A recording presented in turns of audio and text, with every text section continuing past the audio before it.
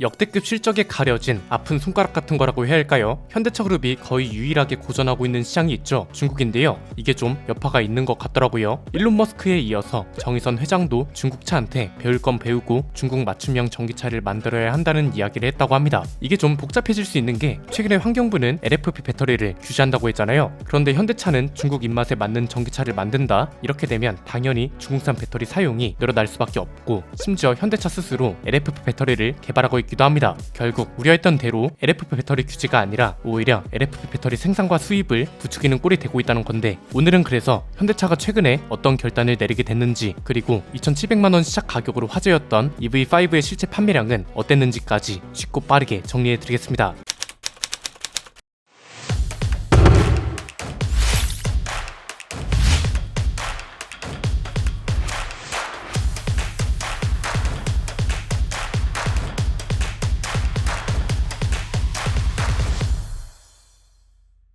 현대차가 중국 베이징 자동차랑 새로운 전기차 개발에 나섰다고 합니다. 이렇게 된 배경이 흥미롭습니다. 사실 불과 작년까지만 해도 현대차는 오히려 중국 시장을 포기하는 게 회사 차원에서 더 좋은 방향으로 보는 전망이 꽤 많았습니다. 이유는 간단하죠. 실적을 보면 알 수 있듯 중국 시장에서 판매량이 꾸준히 하락해왔고, 이건 중국 브랜드들이 워낙 빠르게 성장한 것도 있고, 중국인들 입장에선 자국 브랜드를 선택하는 게 당연하기도 하기 때문에 굉장히 뚫기 어려운 시장이라는 게 컸잖아요. 무엇보다 전 세계적인 추세도 중국은 중국대로 가고 나머지 미국이나 유럽, 심지어 우리나라도 중국산 전기차나 배터리를 규제하는 쪽으로 방향을 틀고 있습니다. 즉 중국 시장을 포기하고 오히려 다른 국가 시장을 공략하는 게 위험 부담도 덜하고 전략을 펼치기도 더 확실할 거다, 뭐 이런 거였던 거죠. 그런데 이런 전망들을 다 깨고 오히려 현대차는 중국 시장을 더 공략하겠다고 나선 겁니다. 중국 현지에서 보도된 소식에 따르면 현대차가 50%, 베이징 자동차가 50% 지분으로 만들어진 합작 법인이죠. 베이징 현대가 중국 시장을 공략할 새로운 전기차 개발 프로젝트를 시작했다고 합니다. 프로젝트 코드명은 OERE인데요. 배경이 좀 있습니다. 원래는 아이오닉 라인업 같은 현대차의 전기차를 중국 공장에서 생산하는 걸 추진했습니다. 그러다가 베이징 자동차의 전기차 모델인 아크폭스를 중국 현지 공장에서 수탁 생산하는 걸로 방향을 틀었단 말이죠. 그런데 최근에 생산을 위한 가격 협상이 결렬되면서 아예 그냥 새로운 중국 공략 신차를 개발하기로 한 겁니다. 사실 중국 시장을 매력적으로 느낄 이유가 그리 많지 않은 상태였습니다. 수탁 생산도 안 돼, 판매량도 안 나와, 심지어 중국 사드 보복 이후로 연간 자동차 생산량이 급감했거든요. 중국이 워낙 전기차 중심 시장으로 빠르게 전환되면서 이걸 대응하기도 힘들었고, 그래서 최근에 충칭 공장을 3천억 원에 매각하면서 규모를 줄이는 방향으로 가기도 했습니다. 중국 시장에서 철수하는 것까지 고려했다고 알려졌는데, 이런 조건과 환경을 뒤로하고 현지에서 재도약하기로 했다는 거죠. 여기에는 정의선 회장의 결단도 한몫한 걸로 보입니다. 아시아 게임 때 지리 자동차에 전기차 지커를 탔다고 합니다. 이게 작년 10월이었는데 이 차를 탈 수밖에 없었던 이유가 있습니다. 주최 측이 대회장으로 오가는 차를 공식 스폰서인 지커로만 제한하면서 선택권이 없었던 거죠. 그런데 이 당시 정의선 회장이 이 차를 실제로 타보고 너무 인상 깊게 본 겁니다. 그래서 주변 직원들한테 중국 전기차 발전 속도가 놀랍다, 중국 전기차의 성공 요인을 배워야 한다, 이렇게 말하기도 했다고 합니다. 중국 브랜드가 워낙 견고해서 중국 시장은 어렵다, 그래서 수비로 가야 한다, 이게 원래 전망이었습니다. 그런데 이제는 아예 공격으로 전환을 했다는 거고, 그래서 중국을 공략하는 전기차를 따로 만드는 방향으로 언급이 되고 있다는 겁니다. 물론 아직 이렇게 하겠다는 큰 그림만 그려졌고 세부적인 건 확정되지 않았다고 합니다. 여기서 한 가지 의문은 중국이 그 정도로 가치 있는 시장이라는 겁니다. 최근 판매량을 보면 이런 질문이 더 나올 수밖에 없었는데, 정리하면 이렇습니다. 크게 세 가지인데요.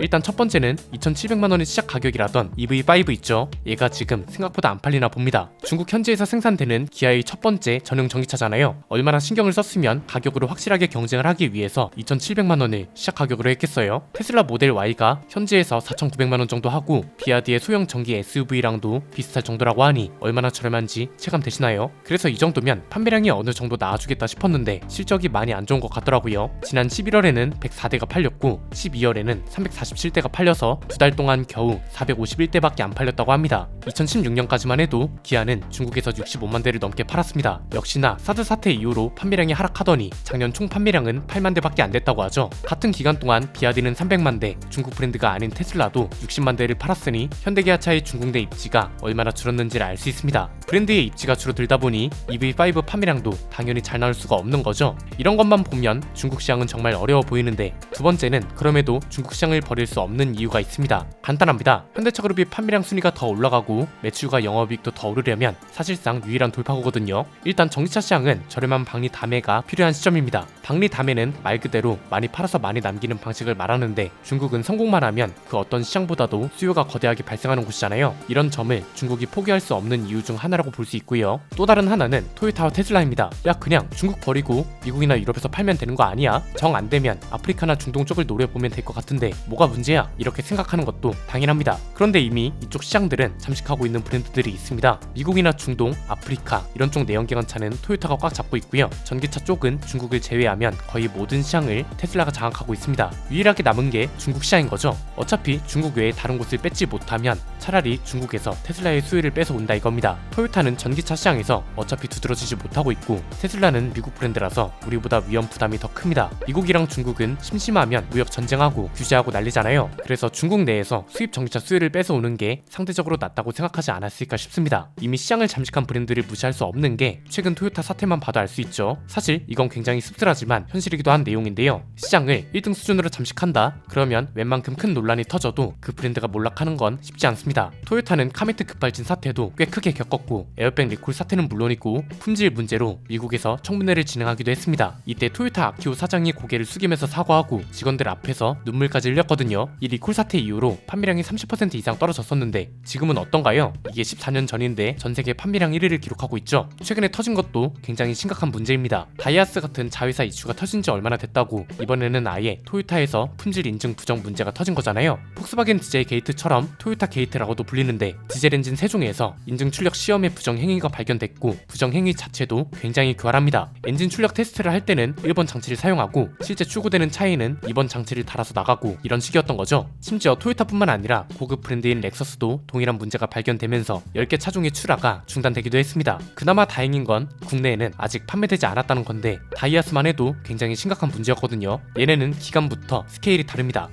1989년부터 무려 64개 차종이 충돌, 배기가스, 연비 시험 이 과정에서 174건대나 되는 부정 행위가 있었다고 합니다. 그래서 일본 내에서도 대대적으로 조사를 받고 있다고 하는데 이쪽 정치권이 워낙 그렇고 그래서 어떻게 처리가 될지는 지켜봐야 알 수 있습니다. 어쨌든 다이하스만 해도 굉장히 큰 사건인데 이 소식이 나온 지 얼마나 됐다고 토요타도 부정 행위가 적발된 거잖아요. 문제는 뭐다? 이 소식이 나오고 거의 동시에 이런 뉴스가 뜹니다. 토요타가 2023년 세계 판매량 역대 최고치를 경신했다고 합니다. 1년 동안 판 것만 1123만 3천 대가 넘습니다. 심지어 외국인들 반응을 보면 이게 뭐지 싶습니다. 그럼에도 토요타는 지난 10년 동안 30만 킬로미터 이상을 문제없이 가는 차를 만들었다. 토요타는 잘못이 없다. 어쩌라고? 토요타는 여전히 신뢰도 높은 자동차를 만들고 있어. 이런 식으로 반응을 하고 있거든요. 그래서 이번에도 굉장히 심각한 사건이지만 판매량에는 크게 영향을 주지 못할 거란 전망도 나오는 겁니다. 즉 이미 토요타나 테슬라가 잠식한 곳은 새로운 브랜드가 돌파하기도 힘들고 중국은 자국 브랜드만 경고할 뿐 수입차 회사들은 현대차랑 똑같이 중국 브랜드에 밀리고 있거든요. 그래서 어떻게 보면 이걸 틈새 시장으로 본 게 아닌가 이렇게 해석할 수도 있는 거죠. 세 번째는 반대로 한국 시장은 당분간 저렴한 전기차를 만나기 힘들지 않을까 싶기도 합니다. 중국 현지를 공략하기 위해서는 저렴한 전기차가 더 절실하게 필요할 겁니다. 여기서 판매량이 많이 나온다면 모르겠지만 그렇지 않다면 국내를 비롯한 해외 시장에서 수익을 손해보면서까지 저렴한 전기차를 출시할 이유가 있냐는 거죠. 어차피 미국이나 유럽에서도 잘 나가겠다. 이미 어느 정도 안정적으로 잘 나가고 있는 시장에서 굳이 수익성이 나쁜 전기차를 팔 필요는 없으니까요. 최근에 EV4의 국내 출시도 연기됐다는 소식이 나왔잖아요. 원래는 EV3부터 EV5까지 순차적으로 국내에 출시된다고 했었는데 이렇게 되면 나머지 차종들도 출시가 늦어지는 건 아닐지 모르겠습니다. 이건 또 KGM 같은 브랜드한테는 기회가 되는 거죠. 국내 소비자들은 저렴한 전기차를 원합니다. 그래서 현대기아차도 저렴한 전기차를 출시하려 하고 있었고 그중 가장 강력한 경쟁 상대가 EV3부터